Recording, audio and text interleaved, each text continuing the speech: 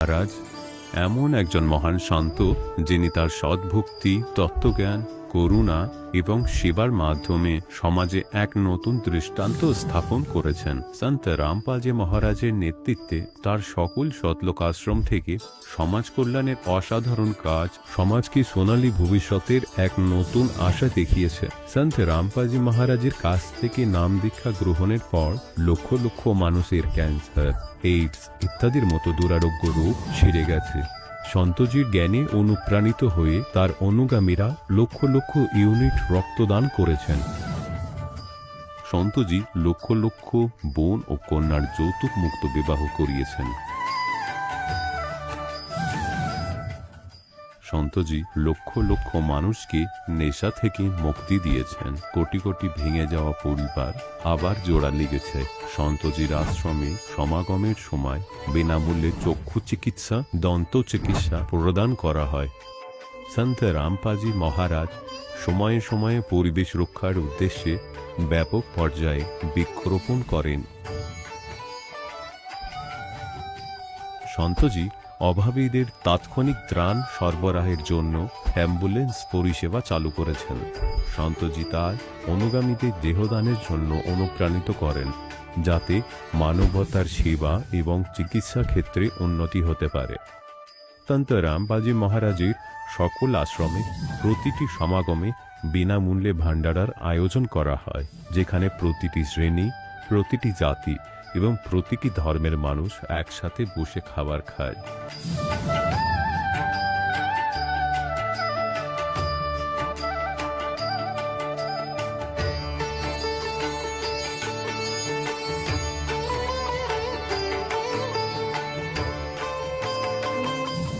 সন্ত রামপালজি মহারাজের অন্নপূর্ণ অভিযান গরিব ও অসহায় মানুষের জীবনে এক নতুন শক্তি ও আশার সঞ্চার করেছে।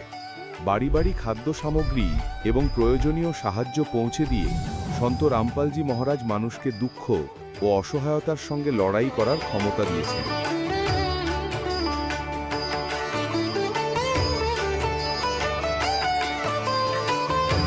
সন্ত রামপালজি মহারাজ কর্তৃক গরিব মানুষের জন্য বাড়ি বানানোর এই অসাধারণ কাজটি এক এমন দৃষ্টান্ত স্থাপন করছে, যা শতাব্দীর পর শতাব্দী ধরে সন্তজির উদারতা ও দয়ার প্রতীক হিসেবে পরিচিত হবে।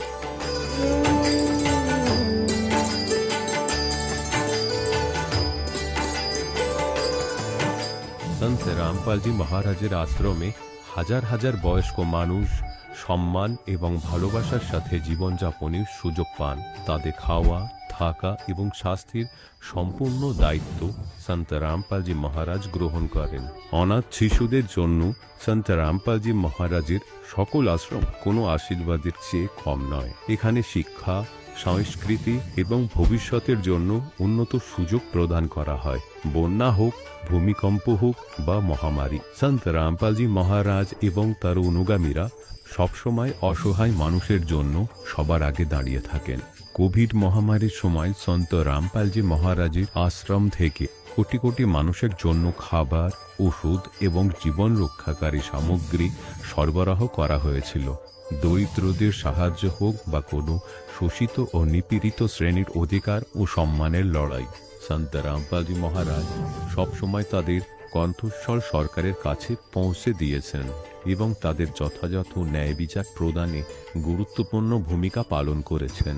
সমাজে আধ্যাত্মিক এবং সামাজিক মূল্যবোধ সম্পর্কে সচেতনতা বৃদ্ধিতে সন্ত রামপালজি মহারাজ প্রতিটি পদক্ষেপে মানবতার সত্যিকারের সেবক হিসাবে প্রমাণিত হয়েছেন। সন্ত রামপালজি মহারাজের জীবন আমাদের শেখায় যে সত্যিকারের সেবা হলো সেই সেবা যা নিঃস্বার্থভাবে করা হয়। আসুন আমরা সেই মহান সেবার কাজে এই মহান সাধকের সাথে যুক্ত হই এবং সন্ত রামপালজি মহারাজের কাছ থেকে নাম দীক্ষা নিয়ে আমাদের জীবনকে ধন্য করি।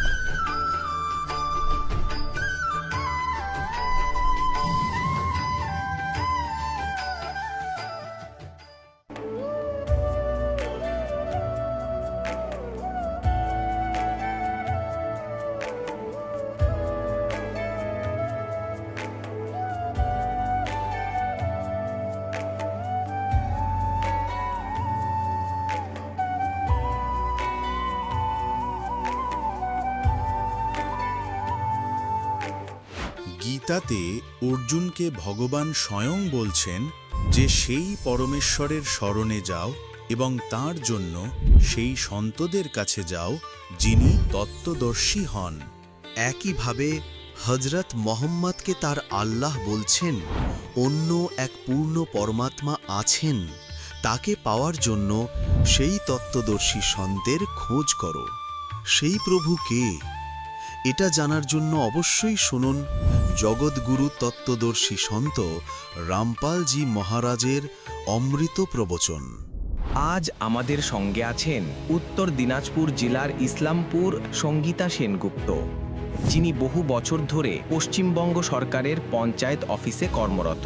নাম দীক্ষা গ্রহণের আগে তিনি ছিলেন ব্রহ্মাকুমারী পন্থের অনুসারী। প্রতিদিন ঘন্টার পর ঘন্টা মেডিটেশন করতেন এবং এই গভীর সাধনার মাধ্যমে তিনি বহু অলৌকিক অভিজ্ঞতা ও কিছু সিদ্ধিশক্তি অর্জন করেন। কিন্তু একসময় তার অন্তরে প্রশ্ন জাগে, এই সব শক্তিই কি মুক্তির পথ? তখন তিনি উপলব্ধি করেন এই শক্তিগুলো প্রকৃতির নিয়ম বিরুদ্ধ এবং এগুলিতে স্থায়ী শান্তি বা সত্যিকারের মুক্তি নেই। সেই সময় তিনি আন্তরিকভাবে ঈশ্বরের কাছে প্রার্থনা করেন যেন তিনি সত্যের পথ দেখান। ঠিক তখনই তার জীবনে অলৌকিকভাবে আসে সন্ত রামপালজি মহারাজের সৎসঙ্গ।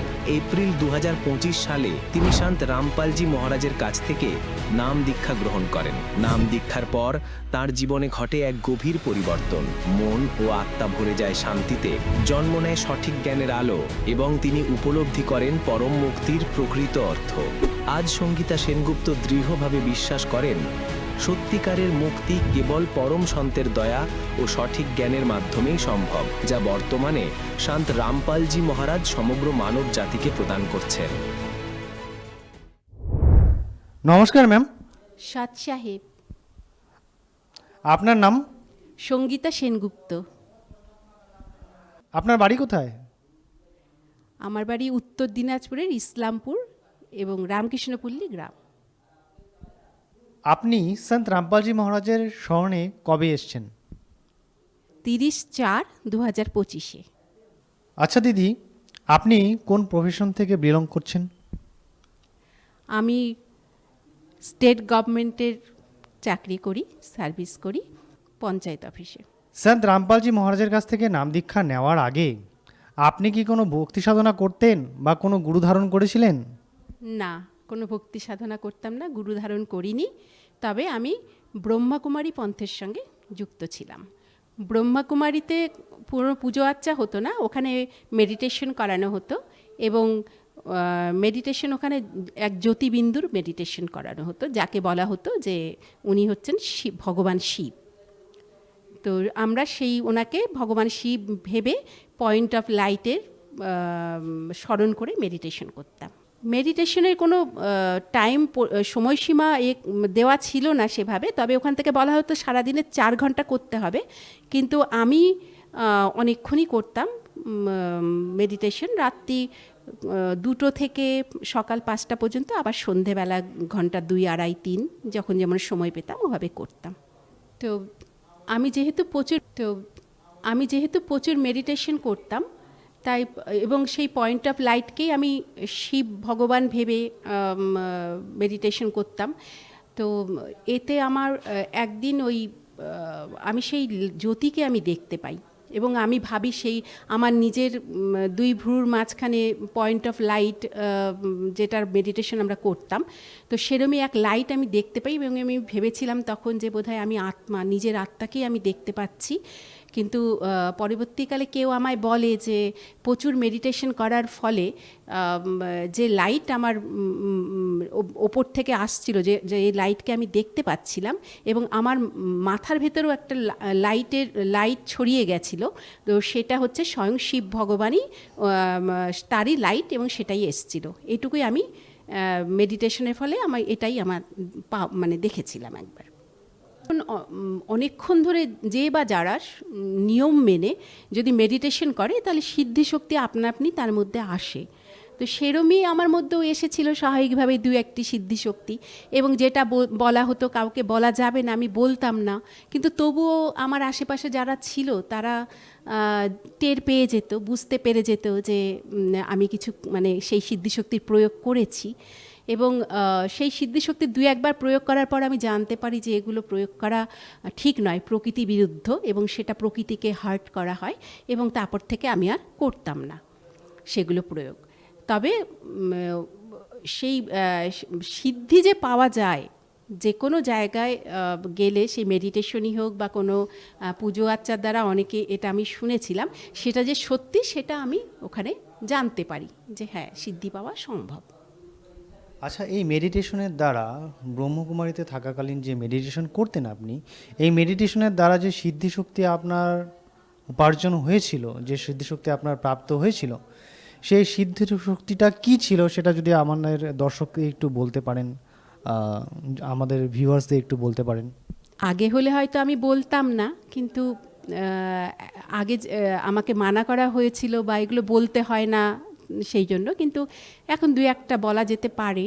যেমন ধরুন বৃষ্টি হচ্ছে তো আমার যদি খুব কাজ পড়ে গিয়ে থাকে, খুব দরকার, বা আমার ঘরে জল উঠে যেত বৃষ্টি হলে, তো আমি এক দুবার এরম হয়েছে যে আমি তাকে বলেছি যে তুমি এখন হয়েও না, বা এই তুমি কিছুক্ষণ পর পর হও যাতে জলগুলো নেমে যায়, তারপর তুমি হও, বা তুমি এখন বন্ধ হও 10 মিনিট পরে হয়েও। এরকম আমি কয়েকবার করেছি, তো তাতে সেটা সুফল হয়েছে, এবং তখন আমি বুঝেছি যে আমার সিদ্ধি কাজ করছে। এবং এই ক্ষেত্রে বলা হতো যে আপনি ফ্লাইটকেও বন্ধ করে রাখতে পারেন, ট্রেনকে বাসকে বন্ধ করে রাখতে পারেন। তো সেরকম আমার ক্ষেত্রে দুবার হয়েছিল যে আমার ট্রেন আগে আগে যাচ্ছে আর আমার গাড়ি পেছন পেছন যাচ্ছে, ট্রেন বেরিয়ে যাবে, আর ওই ট্রেন কোনোদিনও 1-2 মিনিটও লেট করতো না। তখন আমি মেডিটেশনে বসি এবং ওই ট্রেনকে বলি যে আমায় না নিয়ে তুমি যেও না, এবং সত্যি সত্যি ওই ট্রেন থেমে যায় এবং আমাকে নিয়েই সে যায়। এরকম দুবার হয়েছে, এবং তখন আমি বুঝতে পারি যে আমার সিদ্ধি শক্তি এসেছে এবং কাজ করছে। কিন্তু পরবর্তীকালে আমায় যখন বলা হয় এভাবে করতে নেই, তো আমি বন্ধ করে দিই সেগুলো করা। তো সঙ্গীতা দেবী, আপনি বলছেন আপনি ব্রহ্মকুমারীর সাথে যুক্ত ছিলেন, কত বছর যাবৎ যুক্ত ছিলেন?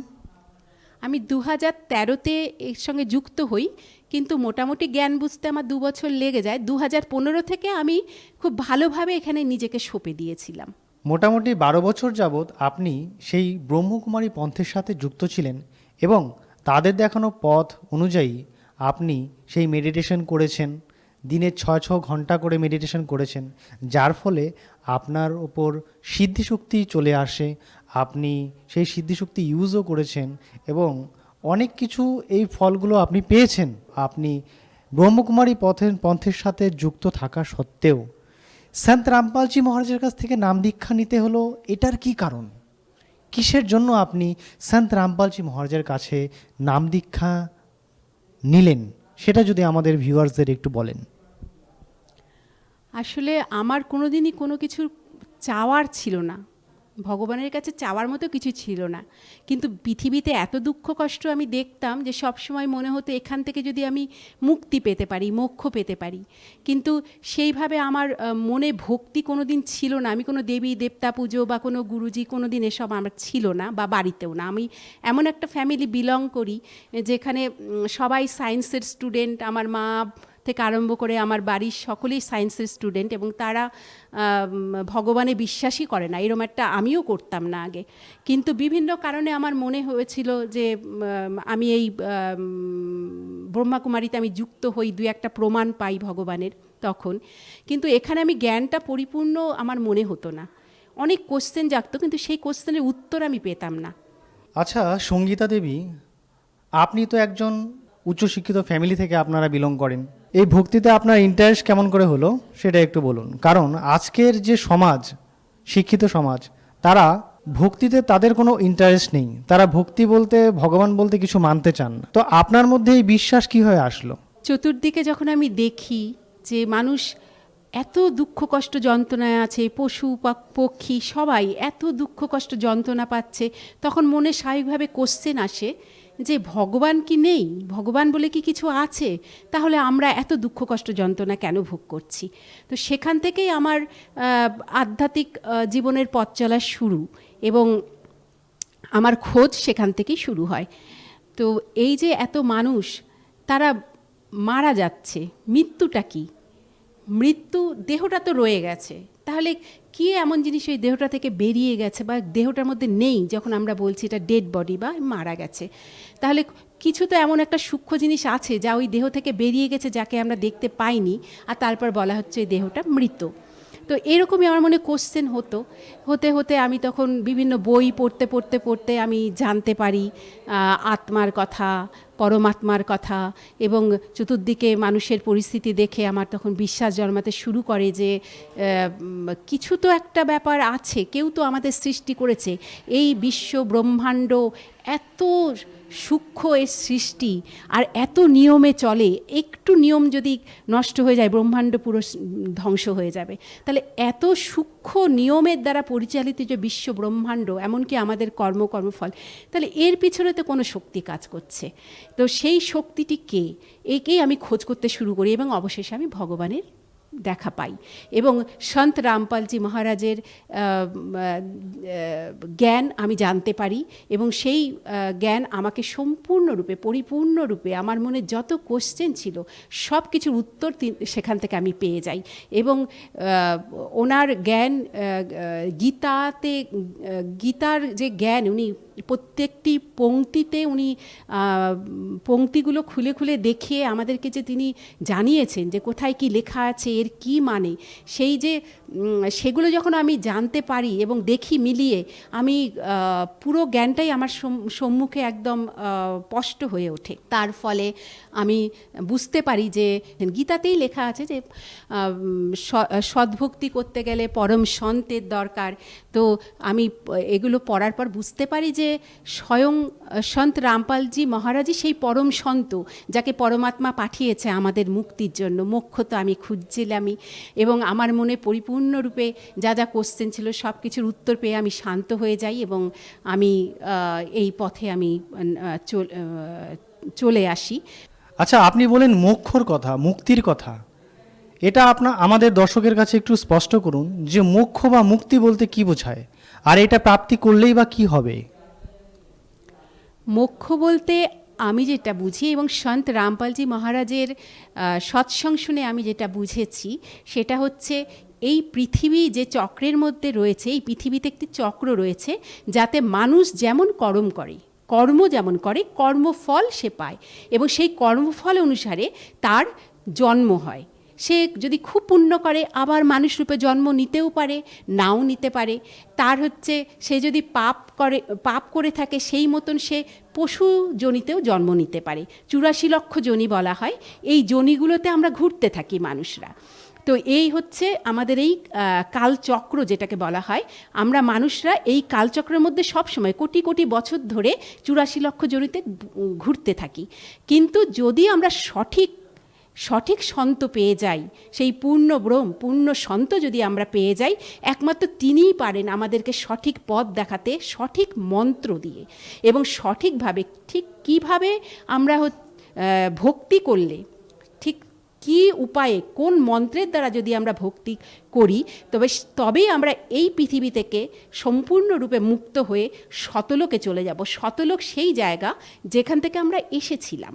শতলোক থেকে আমরা এই পৃথিবীতে এসেছিলাম, কিন্তু এখানে এসে আমরা কালচক্রে জড়িয়ে গেছি, এবং এই কালচক্র এতই বিভৎস এবং এত ভয়ঙ্কর যন্ত্রণাদায়ক, যার মধ্যে আমরা পিষে যাচ্ছি।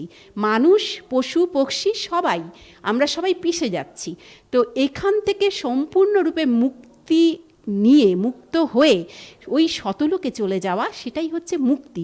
এবং শতলোকে চলে গেলে মানুষকে আর এই পৃথিবীতে ফিরে আসতে হয় না, অন্য কোনো পশু পক্ষীর যোনিতেও জন্মাতে হয় না, এবং সেখানে শতলোকে না জন্ম আছে না মৃত্যু আছে, অমর হয়ে যায় মানুষ। না দুঃখ, কষ্ট, যন্ত্রণা, না মৃত্যু, জন্ম, সুতরাং সেখানের মতো সুখ আর কোথাও নেই। তো এই পৃথিবী থেকে মুক্ত হয়ে যদি শতলোকে আমরা যেতে চাই, তাহলে একমাত্র পূর্ণ ব্রহ্ম, পূর্ণ সন্ত রামপালজি মহারাজেরই সেই শক্তি পরমাত্মা তাকে দিয়েছেন, যা সেই ওনার কাছ থেকে মন্ত্র নিয়ে যদি আমরা সঠিকভাবে ভক্তি করি, আমরা এখান থেকে মুক্ত হয়ে যাব। এটাই মুক্তি। আপনি বললেন জীবকে মুক্তি হতে লাগবে, না হলে এই কালচক্রের মধ্যে আবদ্ধ থাকতে হবে।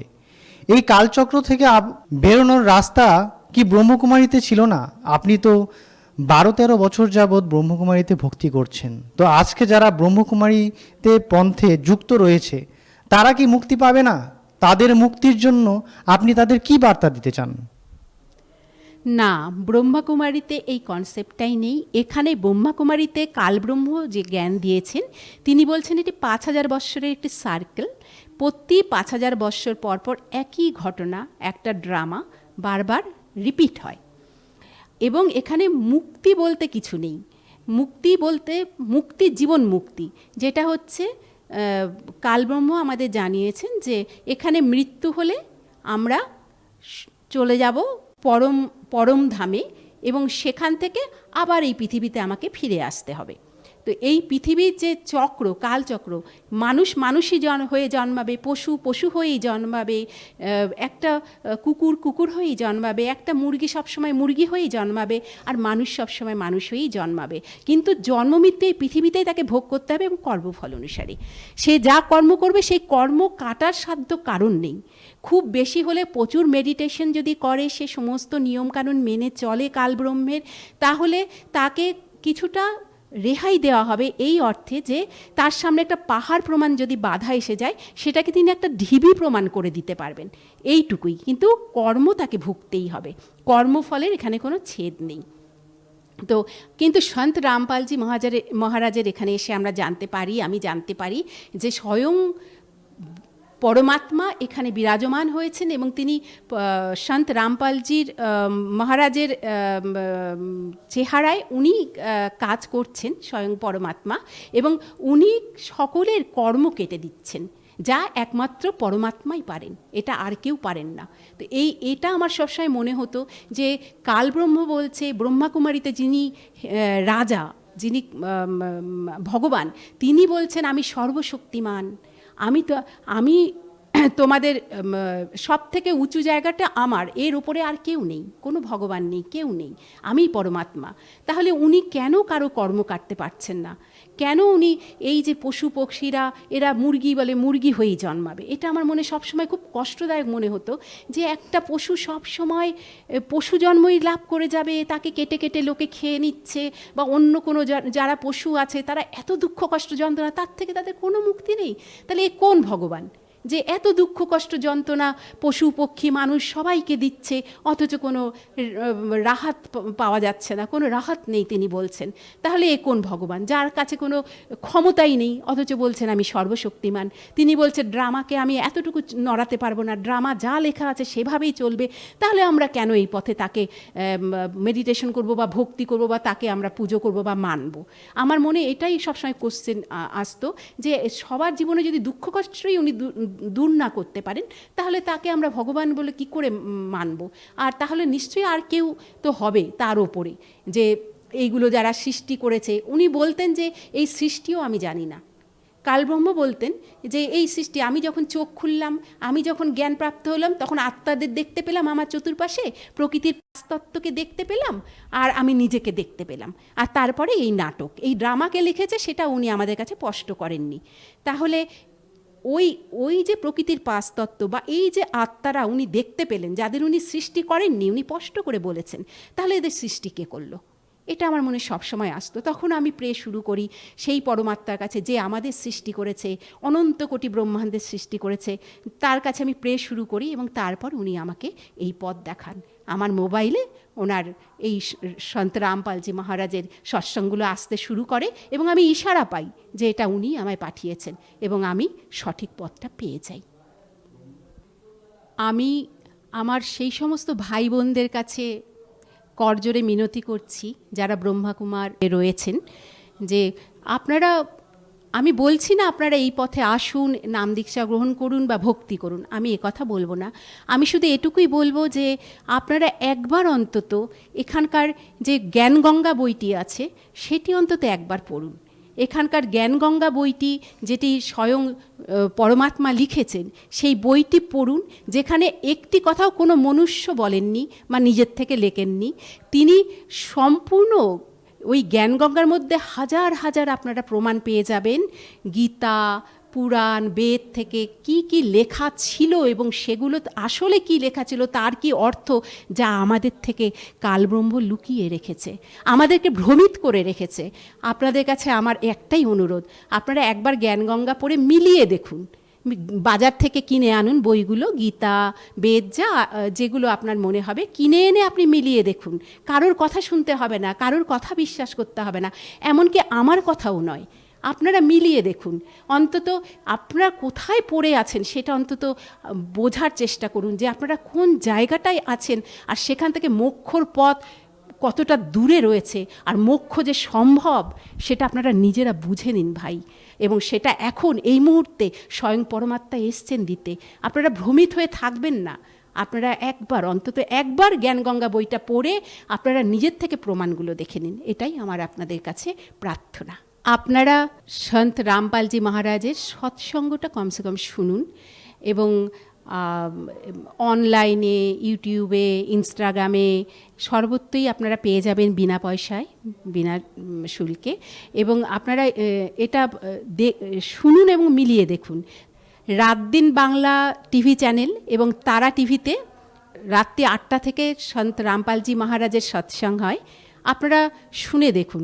এমনকি যদি হিন্দিতে দেখতে চান, সাধনা টিভি চ্যানেলে রাত্রি 7:30 থেকে 8:30 পর্যন্ত সৎসঙ্গ হয়। আপনারা বেশি নয়, 10-15 দিন কমসে কম আপনারা শুনে দেখুন। যদি ভালো না লাগে তখন না হয় শুনবেন না, কিন্তু কটা দিন তো শুনে দেখুন যে কি উনি বলতে চেয়েছেন বা সত্যটা কি। আশা করি আপনারা বুঝতে পারবেন। আচ্ছা, আপনার এই বার্তাটি শুনে যদি কেউ সন্ত রামপালজি মহারাজের কাছ থেকে নাম দীক্ষা নিতে আগ্রহী হয়, তাহলে তিনি কি করতে পারেন? কিভাবে সম্ভব সন্ত রামপালজি মহারাজের কাছ থেকে নাম দীক্ষা নেওয়া? এটা খুব একটা সহজ ব্যাপার। কেউ যদি নাম দীক্ষা নিতে চায় তাহলে তারা টিভিতে যে সৎসঙ্গ হয় তার নিচে একটি ফোন নাম্বার ডিসপ্লে হয়, এবং সোশ্যাল মিডিয়া, ইনস্টাগ্রাম সব জায়গাতেই, এবং সৎসঙ্গগুলো যেগুলো হয় ওনার সবগুলোতেই নাম্বার ডিসপ্লে হয়। সেই নাম্বারে ফোন করে ওনার কাছাকাছি যে নামদান কেন্দ্র আছে সেখানে গিয়ে উনি নাম দীক্ষা নিতে পারেন। সঙ্গীতা দেবী, আপনার এই মূল্যবান সময় আমাদের স্টুডিওতে দেওয়ার জন্য অসংখ্য অসংখ্য ধন্যবাদ। আপনাদের সবাইকে ধন্যবাদ, এবং আমাকে এই কথাগুলি বলার জন্য, সুযোগ করে দেওয়ার জন্য আপনাদের সকলকে ধন্যবাদ। পরমাত্মাকেও অসংখ্য ধন্যবাদ। দর্শকগণ, এখন আপনি শুনলেন সন্ত রামপালজি মহারাজের থেকে দীক্ষা গ্রহণ করে সুখী হওয়া ভক্তের অভিজ্ঞতা। এখন দেখুন জগৎগুরু তত্ত্বদর্শী সন্ত রামপালজি মহারাজের মঙ্গল প্রবচন। এই কাল পঞ্চম বেদটিকে বিনষ্ট করে দিয়েছিল, যেটিকে সূক্ষ্ম বেদ বলা হয়, যেটিতে এই আসল তত্ত্বজ্ঞানটি রয়েছে। সেটির অভাব পূরণ করার জন্য, যেটির অভাবে আমরা এখানে খুঁজে বেড়াই হন্যে হয়ে, সেটি পূর্ণ করার জন্য পরমাত্মা স্বয়ংই চলে আসেন। পরমাত্মাকে তো আজকের দিন পর্যন্ত যত সমস্ত ঋষি মহর্ষি, যত সমস্ত সদ্গ্রন্থ আছে, যত সমস্ত ঋষি মহাঋষি ছিলেন, ওনারা সবাই নিরাকার বলেছেন, যে ওনার কোনো আকৃতি নেই। আর যত সমস্ত ধর্মগ্রন্থ আছে তাতে তো পরমাত্মাকে সাকার বলা হয়েছে, নর আকার বলা হয়েছে, সশরীর বলা হয়েছে, তার নাম কবির বলা হয়েছে। তো ব্রহ্মাজিরও প্রশ্ন ছিল আপন মাতা দুর্গাজিকে, যে হে মাতাজি, যখন আমি বেদ পড়ি, তারপর আবার আপনার কাছে যেসব অনুভব শুনেছি, আর আমিও নিজে অভ্যাস করে যে অনুভবগুলি করতে থাকি, সেগুলি বেদের মতের সঙ্গে কোনো মিল নেই।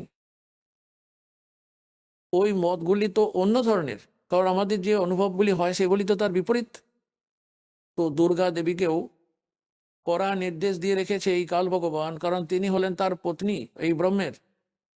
এনাকে কড়া নির্দেশ দেওয়া আছে যে যে প্রকৃত সত্য ওই পরমাত্মার, কখনো কাউকে বলবে না। এই ভয়ে আপন পুত্রদেরকেও প্রকৃত জ্ঞানটি না প্রকাশ করে এই কালেরই মহিমা গায়, যে হলো নিরাকার, এ কখনো কারো সামনে আসে না, ওকে কখনো দেখা যায় না।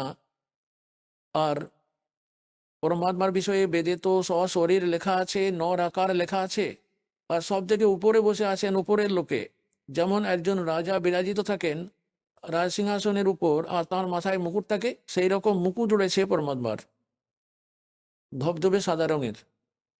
আর উপরে একটি ছত্র রয়েছে মালিকের, ভীষণ চকমকে, যে ধরনের আলোয় ঝকমক করে কিছু, সেই ধরনের পরমাত্মার ওই মুকুটটি আর ওই ছত্রটি ঝকমক করতে থাকে। কখনো ওটার সোনালি রং হয়ে যায়, কখনো হোয়াইট একদম ধবধবে সাদা রঙের হয়ে যায়। ওই পরমাত্মার অবস্থান তাহলে এই ধরনের রয়েছে। আর বেদও বলছে এই একই কথা। তাহলে এই যে বেদ, এই যে 4টি বেদ রয়েছে, এটি পরমাত্মার মহিমার বাখান্ত করতে থাকে, যে পরমাত্মা এই ধরনের রূপ তাঁর, তিনি কোথায় থাকেন, তিনি কি লীলা করেন, কিন্তু তিনি প্রাপ্ত কিভাবে হন। এই বিধিটি এই 4 বেদের মধ্যে নেই। এই বিধি ছাড়া বেদের কি হলো তাহলে মানে? যেমন ধরুন, আপনাকে কেউ বলে দিল যে আপনার অমুক রোগ আছে, তার এই ধরনের লক্ষণ দেখা যায়, আর ঔষধ তো কোনো নেই, তাহলে ছাই বলল সে, কি ফায়দা হলো ওই রোগটি বলে দেওয়ার? একজন ডাক্তার, কবিরাজ, বৈদ্য, তিনি দুটো কাজই করেন, রোগটিও বলেন, তার লক্ষণগুলিও বলেন, আর তা সারানোর জন্য অমোঘ ওষুধও রাখেন। তাহলে সেটিতে লাভ হবে। তাহলে এই দাস রামপাল দাস বিশের মধ্যে আজকের দিন ওই পরমাত্মার কমপ্লিট আধ্যাত্মিক জ্ঞান নিয়ে এসেছে, ওই কবির পরমাত্মারই দেওয়া।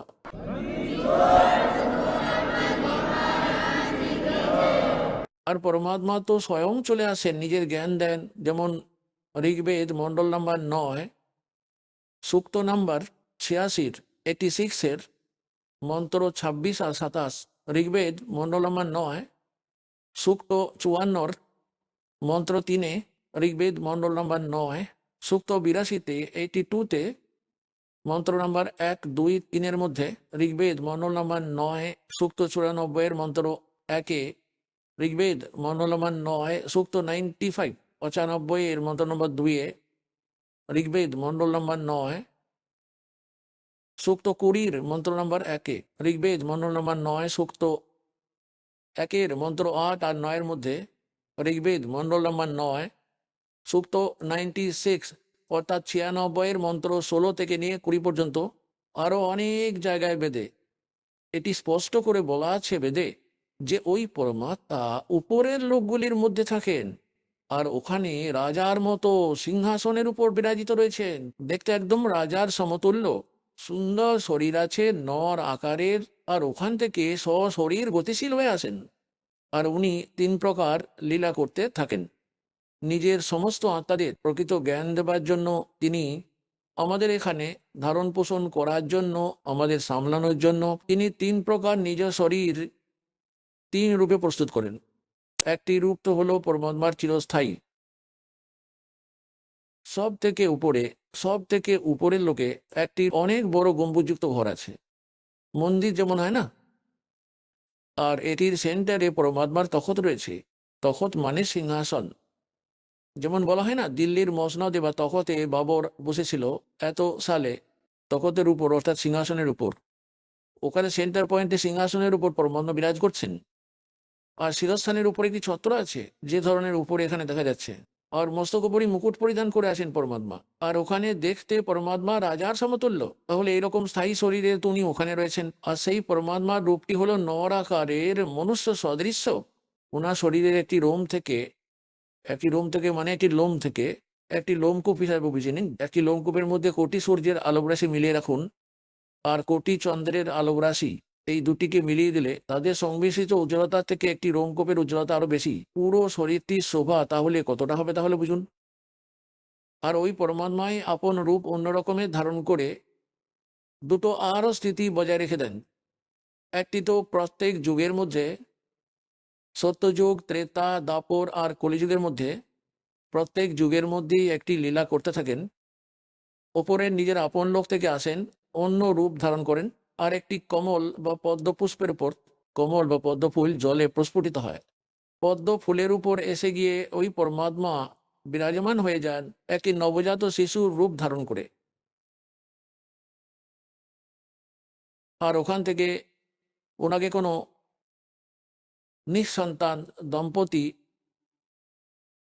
ওখান থেকে তুলে নিয়ে যান।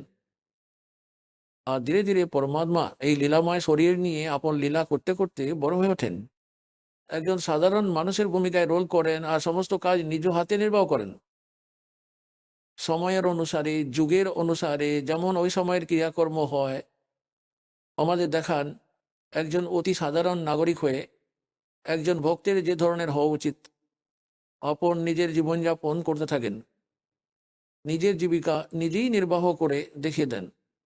যখন ওই শিশু রূপ থেকে আরও একটু বড় হয়ে ওঠেন, আর 4-5 বছর বয়স থেকেই বড় বড় পণ্ডিতদেরকেও আধ্যাত্মিক জ্ঞান চর্চায় পরাজিত করে দেন, ওনাদের কিস্তিমাত করে দেন।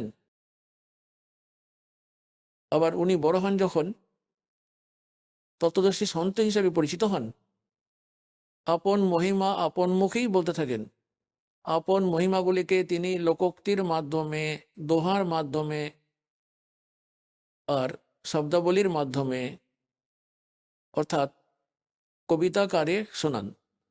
যে কারণে উনি একটি কবিদের মধ্যেও একটি প্রসিদ্ধ কবির পদবি প্রাপ্ত করে থাকেন। কিন্তু তিনি তো আসলে ওই পরমাত্মাই। কেননা কবিদের জ্ঞানের মধ্যে ওই জ্ঞানটি থেকে বোঝা যায় যে কবি তো কেবল নিজের স্তরের একটি কবিতা বানাতে পারেন, আধ্যাত্মিক জ্ঞান কখনো বলতে পারেন না। আর কবির পরমাত্মাকে কবি বলতে শুরু করেছিলাম আমরা অজ্ঞানতার কারণে। তিনি যে জ্ঞানটি দিয়েছেন সেটি 4টি বেদ, 18টি পুরাণ, 6টি শাস্ত্র, মহাভারত, শ্রীমদ্ ভগবদ্ গীতা, পুরাণ আর পুরাণ, বাইবেল, এই সবগুলিরই একটি সংমিশ্রণ, সম্মিলিত সংযুক্ত জ্ঞান। যে জ্ঞান এইগুলির মধ্যে রয়েছে সেই জ্ঞান তো আছেই আছে পরমাত্মার দেওয়া জ্ঞানের মধ্যে। ওইগুলির মধ্যে যে জ্ঞানটি উপলব্ধ নেই, যে ভক্তি বিধি সেটি নেই, যেটি তত্ত্বজ্ঞান সেটি নেই, ওটাও বলে রেখেছেন। তাহলে তিনি তো পরমাত্মাই ছিলেন। তা সে যদিও বা আমরা কবি বলতে শুরু করে দিয়েছিলাম, তাহলে যেরকম পরমাত্মার এখানে উপস্থিতি দ্বিতীয় ধরনের, প্রত্যেক যুগে একটি নবজাতক শিশুর রূপ ধারণ করেন এবং ধীরে ধীরে বড় হয়ে ওঠেন। তাহলে ওই সময় যখন উনি নবজাতক শিশুরূপে আবির্ভূত হন, এটাও বিশেষত্ব পরমাত্মার একটি, ওই ভগবানকে পরিচয় করানোর জন্য নিদর্শন এটি, যে উনি শৈশব অবস্থায়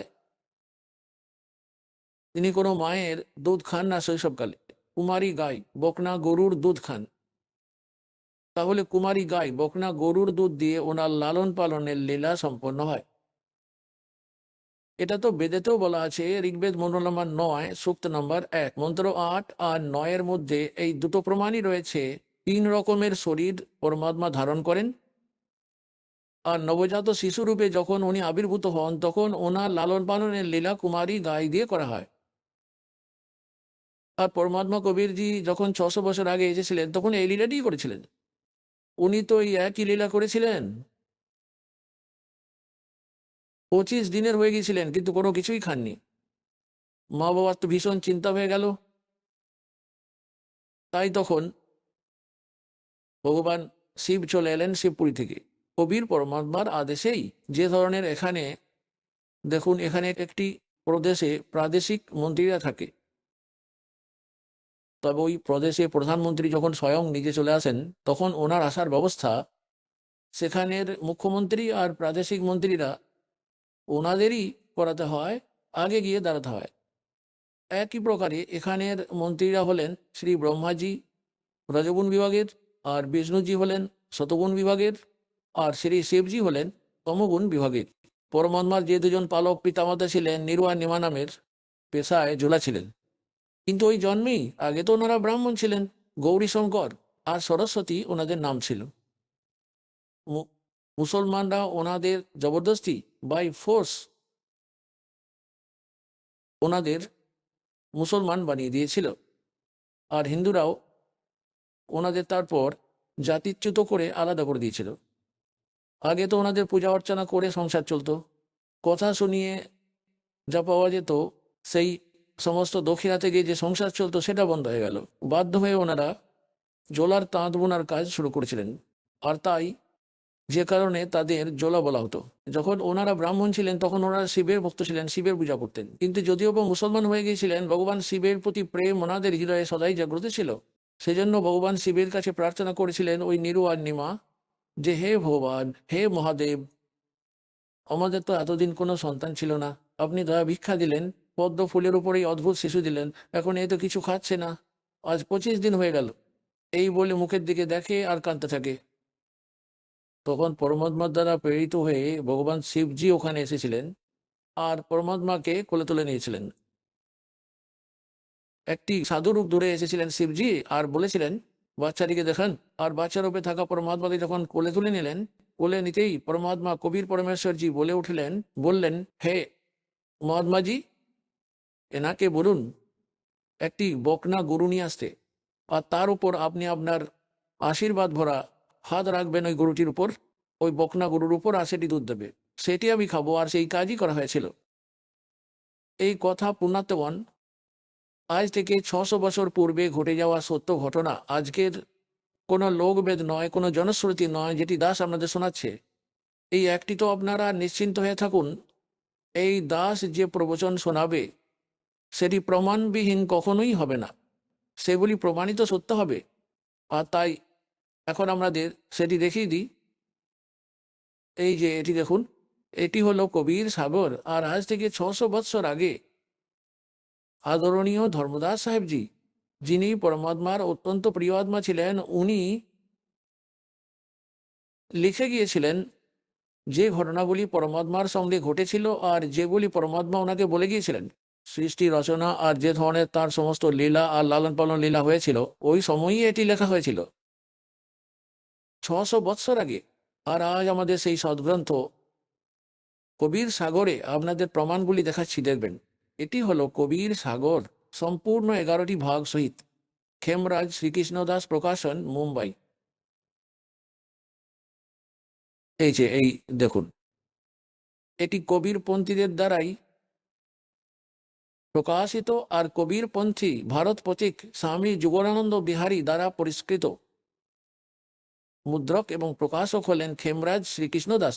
বেঙ্কটেশ প্রেসের অধ্যক্ষ তিনি। খেমরাজ শ্রীকৃষ্ণ দাস মার্গ, মুম্বাই। পিনকোড এত এত, ঠিক আছে। এবার এখন এটির মধ্যে আপনাদের নিয়ে যাই 74 পৃষ্ঠাতে। যেমন দেখুন, একটু মৌখিক বর্ণনা করি। পরমাত্মা একটি নবজাতক শিশুর রূপ ধারণ করেছিলেন, একটি পদ্ম ফুলের উপর আবির্ভূত হয়েছিলেন। নিরু আর নিমা এই জোলা দম্পতি ওনাকে তুলে নিয়ে গিয়েছিলেন। নিঃসন্তান দম্পতি ছিলেন ওনারা। নিরু পতির নাম আর নিমা তার পত্নী। তাহলে এবার যখন বাচ্চাটি কিছু খাচ্ছে না একদম বেশ কিছুদিন ধরে, তখন রামানন্দজির আশ্রমে ওই নিরু চলে গেলেন। কারণ সাধু সন্তদের কাছ থেকেই এই ধরনের কোনো কঠিন পরিস্থিতিতে ওনাদেরই স্মরণ হতো। তো স্বামী রামানন্দজিকে ওই সময় বড় মহাপুরুষ, বিদ্বান পুরুষ, গীতা পুরাণের আর বেদজ্ঞ মানা হতো। বহু সুপ্রসিদ্ধ মহাত্মা মহর্ষি ছিলেন আর পণ্ডিত ছিলেন। পণ্ডিতরা অর্থাৎ ওই সময় যেসব ব্রাহ্মণ গুরুরা হতেন, অন্য জাতির লোকেদের শিষ্য তো বানাতেন না, কিন্তু তাদেরকে যন্ত্রমন্ত্র অবশ্যই বলে দিতেন। এবার দেখুন, এটি তো হলো কবির সাগর। এর 74 পৃষ্ঠায় জ্ঞান সাগর রয়েছে। এই ব্র্যাকেটের মধ্যে দেখুন 74 পৃষ্ঠা লেখা আছে। এই হলো জ্ঞান সাগর নামক একটি চ্যাপ্টার। এতে লেখা রয়েছে, সুন জুল্হা মন ভয়ো আনন্দা, জিমি চকোর পায়া নিশ্চন্দা। অর্থাৎ ওই জোলা পরমাত্মাকে পেয়ে এমন খুশি হয়েছিল যেমন একটি চকর পাখি চাঁদকে দেখে হয়। ले सुध चले हर्ष मन कीना, अरता सो पुन असबोल ही लीना। सुत काशी को ले चले, लोग देखण ते आव, अन्न पानी भक्से नहीं भखे नहीं, अन्न पानी खावे नहीं, जुल्हा शोक मनावे। এখন যখন পরমাত্মাকে নিরু আর নিমা নিজেদের সঙ্গে নিয়ে চলে এলো, এতটাই সুন্দর শরীর ছিল পরমাত্মার যে কোনো বাচ্চা ওনার মতো সেই ধরনের তত সুন্দর ছিল না। যে কারণে আশেপাশের লোকজন, নগরের সবাই লোকজন নগরে দেখার জন্য আসতে লেগে গেল। আর এদিকে নীরু আর নিমার এই চিন্তা লেগেছিল যে বাচ্চাটা তো কিছু খাচ্ছে না, এ তো কয়েকদিনের মাত্র অতিথি। ওনারা এই জন্য দুঃখী ছিলেন। দেখুন, सुत काशी को ले चले लोग देखण ते आव अन पानी बक्से नहीं जुल्हा शोक मनावे। কিছু খাচ্ছে না, সেজন্য ওই জোলা দুঃখী হচ্ছিলেন। तब जुल्हा मन कीन तिवाना रामानंद सो कही उत्पाना। স্বামী রামানন্দজির কাছে গিয়ে সব কিছু বললেন। मैं सुत पायो बढ़ा गुणवंता कारण कौन बखे नहीं संता। যে হে মহাত্মাজি, কি কারণ হতে পারে যে এই বাচ্চা কিছু খাচ্ছে না? रामानंद ध्यान तब धारा जुल्हा सो तब वचन उचारा। এই বচন বলল ওই জোলাকে, पूर्व जन्म में ते ब्राह्मण जाति और हर सेवा की नहीं बलबाती। कुछ तब सेवा हर की चूका ताते भयो जुल्हा का रूपा। प्रीति प्रभु गह तोर लेनी ताते उद्धान में सुत तो दीना। তুই পূর্বজন্মে ব্রাহ্মণ ছিলি আর কোনো কারণে ভগবানের ভক্তি ভুলে গেছিলি।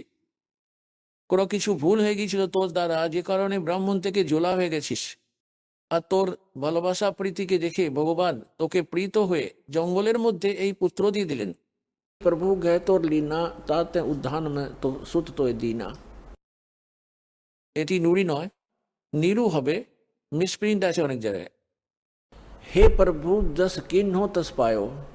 এখন ওই জোলা নীরু বলল যে আমি যা করেছি তার ফল তো পেয়ে গেছি। हो तो दर्शन आया, এখন তো বিপদ থেকে উদ্ধার হওয়ার জন্য আপনার কাছে এসেছি। असो कहिए उपाय गुसाई बालक अक्सुदावंत कुछ खाई।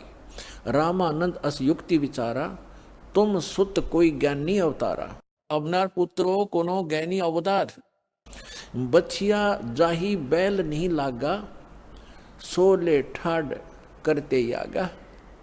বললো একটি বকনা বাছুর নিয়ে এসো, যাকে সরে টাচ করেনি, অর্থাৎ কুমারী, আনটাচড কুমারী। बछिया जाही बैल नहीं लागा सोले ठाड करते ही आगा। কুমারী গায়ে নিয়ে এসে ওর সামনে, ওই বাচ্চাটার সামনে দাঁড় করিয়ে দাও। दूध चले ते थनते दूध ही देव छिपाई और अक्सुदावंत होवे ता ताको देखवाई। ओके खाइए दो। जुल्हा एक बछिया ले आवा और चलो दूत कोई मरम न पावा। चलो दूत जुल्हा हरसाना राख छिपाई काहू नहीं जाना। এখন এখানে দূত শব্দটি রয়েছে, যেটি এই পরিমার্জনকারীরা এখানে কিছু গর্ব করে দিয়েছেন। এই যে কবিরপন্থীরা এখানে অল্প বিস্তর আপন বুদ্ধি চালিয়ে পুনর্মুদ্রণ করানোর সময় কিছু পরিবর্তন করার চেষ্টা করেছিলেন। এখন প্রশ্ন হলো, সেই দূত কে ছিলেন? হরিদাস মহারাজজি হরিয়ানার ঝজ্জর জেলার চুরানি গ্রাম নিবাসী ছিলেন। ওই কবি পরমেশ্বরই পুনরায় এসে তার সাথে দেখা করেন। এই দূতের ব্যাপারটি তোমার কথায় ক্লিয়ার হবে। দেখুন, 3 প্রকারের স্থিতি দিয়ে ওই পরমাত্মা আপন নিজের বাচ্চাদেরকে পালন করেন, সামলান সবাইকে।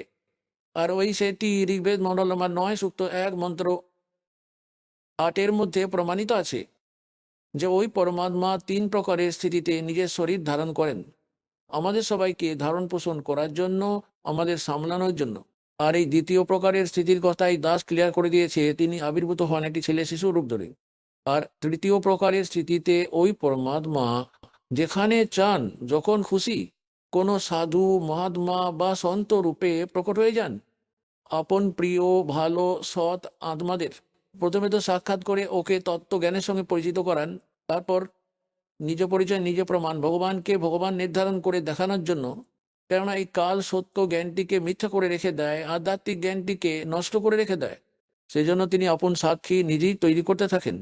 ওই মহাপুরুষদের সতলোক নিয়ে যান, আবার এখানে ফিরিয়ে রেখে যান। আর ওই তৃতীয় প্রকারের স্থিতিতে ওই পরমাত্মা চলে আসেন আর ওই প্রিয় আত্মাদের সাক্ষাৎ করেন। কার কার দেখা মেলে এই কলিযুগে এই দাসের নলেজে যেগুলি আছে, আদরণীয় ধর্মদাস সাহেবজিকে, আদরণীয় মুলুকদাস সাহেবজিকে, আদরণীয় দাদু সাহেবজিকে, আদরণীয় নানক সাহেবজিকে, যিনি শিখ ধর্মের প্রবর্তক ছিলেন, তাকেও যখন পরমাত্মা নিজে সাক্ষাৎ প্রাপ্তি করান, সৎপুরুষ নিজে চলে আসেন ওই সতলোক থেকে যেখানে উনি থাকেন, ওখান থেকে গতিশীল হয়ে আসেন এখানে, কোনো সাধু রূপ ধারণ করে নেন বা জিন্দা মহাত্মা রূপ ধারণ করে নেন। আদরণীয় গরিবদাস সাহেবজি গ্রাম ছুরানি, জেলা ঝজ্জর, হরিয়ানা নিবাসীকে, আদরণীয় ঘিচাদাস সাহেবজি গ্রাম খেখরা, জেলা মিরাট, উত্তরপ্রদেশ নিবাসীকে, এই মহাপুরুষ বর্গের মধ্যেও পরমাত্মা এই আদরণীয় গরিবদাস সাহেবজিকে পুনরায় ওই সম্পূর্ণ আধ্যাত্মিক জ্ঞান দিয়েছেন। কি জন্য? যে কাল এটা জানিয়ে দিয়েছিল যে যতদিন পর্যন্ত কলিযুগে নিকটবর্তী হবে আপনার নির্ধারিত সময় 5500 বছর, ততদিন পর্যন্ত আমি সবাইকে আপনার নাম দিয়েই 12টি তো কবির পন্থ চালাবো, আরও অনেক পন্থ চালাবো যেগুলি আপনার সত্য জ্ঞানকে মিথ্যা করে দেবে। সেজন্য পরমাত্মা আদরণীয় গরিবদাস সাহেবজিকে সাচখণ্ড নিয়ে গিয়ে আপন বিষয়ে পরিচিতি করিয়ে আর কমপ্লিট স্পিরিচুয়াল নলেজ, সম্পূর্ণ আধ্যাত্মিক জ্ঞান ওনার মধ্যে ফিট করে দিয়েছিলেন। ওই পূর্ণ আত্মা গরিবদাস সাহেবজি আপন মুখকমল থেকে বলে বলে ওটাকে লিখিয়েছিলেন। এই দুটের বিষয়ে বলেছিলেন যে শিব উত্তরে শিবপুরী সে অবগত বদন বিনোদ और मैक के कमल और लिया ईस को गोद, अन ब्यावर को दूहत है कंवारी को दूहत है, दूध दिया तत्काल और पीवे कबीर ब्रह्मगति ता शिव भय दयाल। এর অর্থ হলো শিবজি এসেছিলেন শিবলোক থেকে একটি সাধু রূপ ধারণ করে, আর শিবজি তখন ওই বকনা গরুর কোমরের উপর হাত রেখেছিলেন। পরমেশ্বরের আদেশ অনুসারে নবজাতক শিশুরূপে ওই পরমাত্মা তখন তাঁর কোলের মধ্যে ছিলেন। আর তারপর ওই দুধ আসা শুরু হয়েছিল ওই কুমারী গাই থেকে, তার স্তনগুলি থেকে। একটি আন করা পাত্র নিয়ে আসা হয়েছিল কুমোরের কাছ থেকে, সাফ সূত্র। সেই পাত্রে দুধ এসেছিল। সেটি তো সদলোক থেকে আসে কুমারী গায়ের মধ্যে পরমাত্মার জন্য, ওনার আপন নিজ লোক থেকে আসে। বলেন এই নকল লোক থেকে কি আর খাবো আমি, এ তো ভিখারি সেজে নিজেই ঘুরে বেড়ায়। তাহলে ওই সতলোক থেকে আসে ওই পরম পিতার জন্য দুধ, গরুর মাধ্যমে, যেটি পশুদের মধ্যে পবিত্র হয়। তাহলে ওই দুধ পরমাত্মা পান করতেন। তাহলে ওই দুধ শিবজি এলেন, তারপর ওই দুধ চলে গেলেন। এর অর্থ হলো মহাত্মা রূপে ওই শিবজি এলেন, 3 লোকের ভগবান, আর এক সাধু সন্তের রূপ ধরে এসেছিলেন, তিনি চলে গেলেন। তাহলে বাকি বর্ণনা এটি ছিল মিসগাইডেন্সের জন্য জানতে পারেননি। আর এনারা এখানে ঘটনাটি রামানন্দজির সঙ্গে জুড়ে দিয়েছেন। সাধু সন্তদের কাছে অবশ্যই যায় দুঃখী মানুষ, মহাপুরুষদের কাছে। দুঃখী ব্যক্তিরা অবশ্যই যান মহাপুরুষদের কাছে। উনি যে পরামর্শ দিয়েছিলেন তাতে উনি বলেছিলেন যে তোর পুত্র কোনো সাধারণ মানুষ নন, তিনি কোনো বিদ্বান মহাপুরুষ অবতার। আর যেটি যেরকমই হোক, বাস্তবিকভাবে দাস যেটা বলছে সেটাই সত্য। তবুও আমাদের এই পয়েন্টটিকে ঠিক করে বুঝতে হবে যে যেগুলি বেদ বলছে সেই লীলাগুলি কে করেছেন? যেগুলি বেদে বর্ণিত লীলা যিনি করেছেন, হি ইজ গড। যে লক্ষণগুলি বেদে লেখা রয়েছে ভগবানের, আর যিনি সেই লীলাগুলি করেছেন, হি ইজ গড, উনি হলেন পরমাত্মা। তাহলে এই লীলাগুলি কে করেছেন এখন তো দেখাচ্ছি কবির সাগর থেকে, এরপর আবার দেখাবো বেদ থেকে। বেদে তো এটাই লেখা আছে। তাহলে সহজেই বুঝে যাব, আমরা সহজেই চিনে নেব যে আমাদের পরমপিতা কে উনি, যিনি ঘুরে বেড়াচ্ছেন আমাদের জন্য হন্য হয়ে, আমাদের খোঁজ করছেন, আমাদের সদ্বুদ্ধি দিতে চান। আমরা এই কালের মিথ্যা সুখকে সুখ মনে করে এটা কি সুখ মেনে বসে আছি। এখানকারই সুযোগ ব্যবস্থা সব চাইতে থাকি, এটা সেটা হয়ে যাক, গাড়ি হয়ে যাক, বাড়ি হয়ে যাক, আর সব কিছু হয়ে যাওয়ার পর হঠাৎ করে আপনার মৃত্যু হয়ে গেল, আপনি গাধা হয়ে গেলেন। এটা কি কাজে এলো আপনার ওই গাড়ি বাড়িগুলো? পরমাত্মার কাছে চান। কি বলছেন ভগবান? পরমাত্মা আমাদেরকে চাইতেও শিখিয়ে দেন যে আমার কাছ থেকে এটা চাও। সাই ইতনা দিজিয়ে जिसमें कुटुंब समावे, हम भी भूखे ना रहे, कोई अतिथि ना भूखा जावे। এতটাই চান ভগবানের কাছে, এর থেকে বেশি চাইবেন না। এর থেকে বেশি তো পাঁকের মতো হয়ে যাবে, আপনাকে এখানেই ফাঁসি রেখে দেবে সেটা। আর আপনার জামে কুটুম সমাবে, এটার অর্থ হলো রিকোয়ারমেন্ট অফ দ্য ফ্যামিলি। আর আমাদের পরিবারের জন্য যেটা প্রয়োজনীয় বস্তু, সেটাকে পরমাত্মা আপনি উপলব্ধ করিয়ে দিন, তোর মধ্যে সব কিছুই চলে যাবে। তো বাকি কি রইল? আর বাড়িও দেবেন। আজকাল যে কলেযুগ চলছে, এতে গাড়িরও দরকার, তো গাড়িও দেবেন ভগবান। তো আপনি এতটাই চান যে জামে কুটুম সমাবে, আর আমরা যেন ভুখা পেট না থাকি, বাস। এখন যে সময়ে দুর্ভিক্ষ হতো, শোনা যায় দিল্লির বাদশাহ আপন রাজকাজ ছেড়ে দিয়ে ভিখারির মতো অবস্থায় ফল, পাতা সাতা, গাছের পাতা ছিঁড়ে ছিঁড়ে খেতেন। যে দুটো ভাত রুটি ঠিক সময় পেয়ে যায়, তারপর যত আজে ভাই চিন্তা করে। এখন আপনি শুনলেন সন্ত রামপালজি মহারাজের মঙ্গল প্রবচন। আসুন এখন শুনি সন্ত রামপালজি মহারাজের থেকে নাম দীক্ষা গ্রহণ করে এবং সদ্ভক্তি করে আশ্চর্যজনক লাভ অর্জনকারী অনুগামীদের অভিজ্ঞতা। নমস্কার দর্শকবৃন্দ, আজ আমরা শুনব পশ্চিমবঙ্গের মালদা জেলার ভক্ত বিমল ভদ্র মহাশয়ের অনুপ্রেরণাময় অভিজ্ঞতা। নাম দীক্ষার আগে তিনি শিব ঠাকুরের পূজা, কাঁওয়ার যাত্রা সহ নানা ভক্তি করতেন, কিন্তু জীবনে শান্তি, স্থিরতা ও সঠিক পথের উপলব্ধি খুঁজে পাচ্ছিলেন না। পরিবারের সদস্য সৎসঙ্গ শুনে নাম দীক্ষা গ্রহণ করার পর তিনিও সৎসঙ্গের জ্ঞান, যুক্তি ও শাস্ত্রসম্মত প্রমাণ বুঝে সন্ত রামপালজি মহারাজের কাছ থেকে নাম দীক্ষা গ্রহণ করেন। এরপর তার জীবনে আসে উল্লেখযোগ্য পরিবর্তন। ঋণের চাপ কমে যায়, নেশাজাতীয় পণ্য বিক্রি সম্পূর্ণভাবে ছেড়ে দেন এবং আর্থিক ও মানসিক জীবন হয়ে ওঠে স্থিতিশীল, শান্ত ও ইতিবাচক।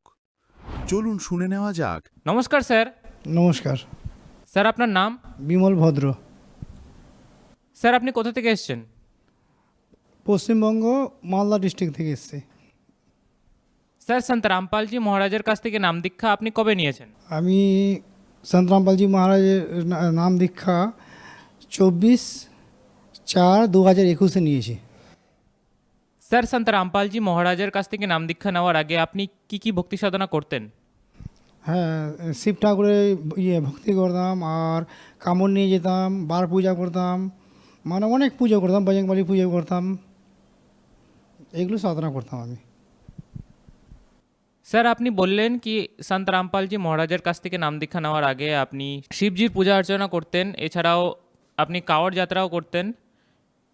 তাহলে সন্ত রামপালজি মহারাজজির স্মরণে কীভাবে আসলেন?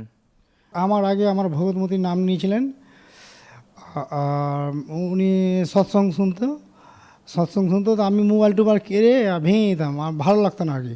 আমি অন্য ভক্তি যেহেতু করতাম, আর আমি অল্প মাছ মাংস বেশি খেতাম যেহেতু বাঙালি। তারপরে আমার ভগবতমতি যে সৎসঙ্গ শুনতে আমিও মায়ের সাথে শুনতে যখন প্রমাণিত, যখন সৎসঙ্গ শুনে যখন জ্ঞান মানে আস্তে আস্তে বুঝতে পারলাম, তারপরে বললাম না আমিও নাম নিব। মালদার সেন্টারে গিয়ে নাম নিয়েছি। স্যার আপনি বললেন কি সন্ত রামপালজি মহারাজজির সৎসঙ্গ শুনে আপনি সন্ত রামপালজি মহারাজের কাছ থেকে নাম দীক্ষা নিলেন। সন্ত রামপালজি মহারাজজি নিজের সৎসঙ্গের মধ্যে এমন কি বলেন যে আপনাকে সন্ত রামপালজি মহারাজের কাছ থেকে নাম দীক্ষা নিতেই হলো? সন্ত রামপালজি মহারাজ গীতা অনুসারে মানে প্রমাণ দিয়ে যে সৎসঙ্গগুলো শোনাতেন, আমি তো এর আগে শুনতাম না, পরে মিলাদ করে তারপরে জানতে পারলাম, বুঝতে পারলাম, আর অনেকটা আমার লাভ হয়েছে, তাই আমি নাম দীক্ষা নিয়ে এখন গুরুজির ভক্তি করছি। স্যার কী কী লাভ হয়েছে আপনার? আগে আমার ঋণ ধার অনেক ছিল, আর আমি অবশ্য নেশা তো করিনি, নেশা বেচতাম, যে আমার পানের দোকান ছিল। এখন আমি নেশা টেশা বেচি না। আর আমার একটা বাজে একটা ছিল, মানে নেশা ছিল, ওটা লটারির নেশা, ওটাতে আমার ঋণ ধার প্রচুর হয়েছিল। আর গুরুজি সন্ত রামপালজি মহারাজের নাম দীক্ষা নেবার পর আমার ঋণ ধার এখন নেই। জমি নিয়েছিলাম, জমি বেচেছিলাম, ভালোই আছি এখন বর্তমানে। এখন আমার আর্থিক অবস্থা ভালোই আছে, মানসিক দিকে ভালো আছি। স্যার সন্ত রামপালজি মহারাজের কাছ থেকে নাম দীক্ষা নেওয়ার পর আপনার অনেকই লাভ হয়েছে, তাহলে যে দর্শকগণ আজকে আপনাকে টিভিতে দেখছেন তাদেরকে আপনি কি বার্তা দিতে চান? তাদেরকে বলবো যে আমাদের গুরুজি যে সৎসঙ্গ হয়, টিভিতে দেয়, ইউটিউবে দেয়, ওগুলো সৎসঙ্গ দেখে বুঝে শুনে ভালো করে প্রমাণিত করে নাম দীক্ষা নিতে পারে। যেরকম আমার লাভ হয়েছে, ওইভাবে গুরুজির সৎসঙ্গ শুনে সবার জন্য লাভ হয়। এটাই বলতে চাই যে আমাদের গুরুজির অনেক চ্যানেল আছে, যেরকম ইউটিউব হলো, ফেসবুক হলো, ইনস্টাগ্রাম হলো, টুইটার হলো, এগুলোতে সব আমাদের গুরুজির সৎসঙ্গের ব্যাপারে দেখায়, সৎসঙ্গ হয়।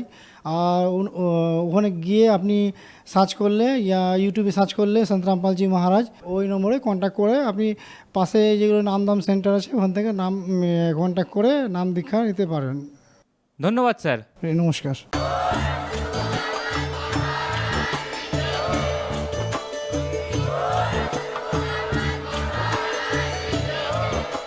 আপনারা শুনছিলেন জগৎগুরু তত্ত্বদর্শী সন্ত রামপালজি মহারাজের মঙ্গলময় প্রবচন।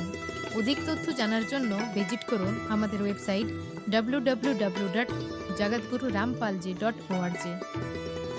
সন্ত রামপালজি মহারাজের শুভাশীর্বাদে সম্পূর্ণ বিশ্বে 500-এরও অধিক নাম দীক্ষা কেন্দ্র আছে, যেখানে সন্ত রামপালজি মহারাজের দ্বারা অনলাইনে সম্পূর্ণ বিনামূল্যে নাম দীক্ষা দেওয়া হচ্ছে।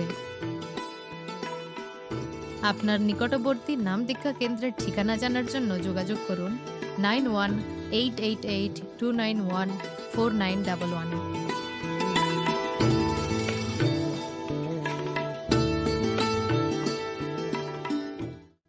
জগৎগুরু তত্ত্বদর্শী সন্ত রামপালজি মহারাজের পবিত্র সান্নিধ্যে ভক্তির আলো জ্বালাতে এবং ভক্তদের সত্য ভক্তির পথ দেখানোর উদ্দেশ্যে পশ্চিমবাংলার জনপ্রিয় চ্যানেল রাত দিন বাংলা চ্যানেলে জগৎগুরু তত্ত্বদর্শী সন্ত রামপালজি মহারাজের মঙ্গল প্রবচনের সম্প্রচার প্রতিদিন দুপুর 1টা থেকে 2টো আর রাত 7টা থেকে 8টা পর্যন্ত করা হচ্ছে।